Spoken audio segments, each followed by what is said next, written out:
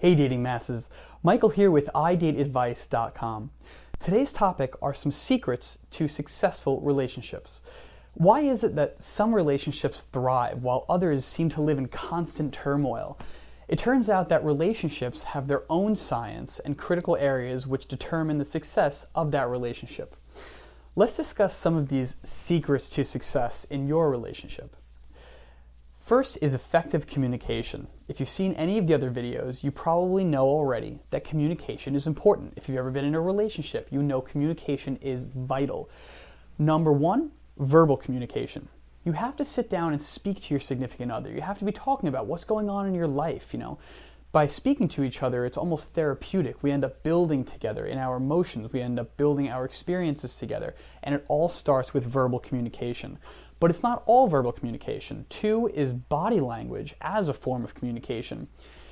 Being able to communicate how you feel through touch, through sight, through being close to somebody and just feeling that, closing that gap of personal space. Because when you're with somebody, you're not just with that person in that moment, you're with them. You identify as a relationship, as a couple, and that is extremely important. So number one, communication. Can't stress that enough. Number two, expression of love and passion for one another. So you felt it in the beginning, right? We get kind of complacent when we're in relationships, and when you're first seeing somebody, you have what they call the honeymoon phase, where everything seems to be grand and thriving, and the feeling is incredible. But that expression of love has to continue. You have to still work at it. You have to say, well, I still am in love with you, or I still am interested in you, because that's what you're doing when you're showing passion for somebody. Number three is to make sure you have space to live and grow as individuals.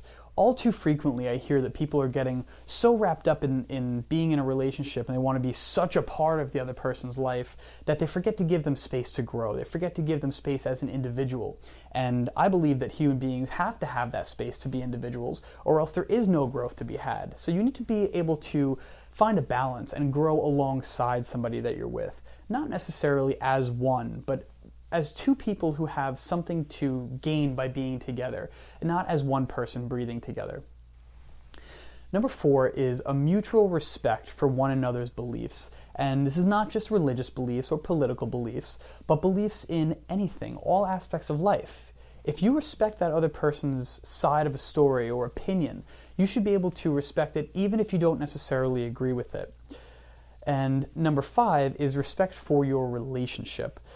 Seeing it as a living, breathing entity of its own. So you have individual A, you have individual B, and through synergy, you become something that is greater than just the two people by themselves. So you have to respect that. You have to hold it to a high regard.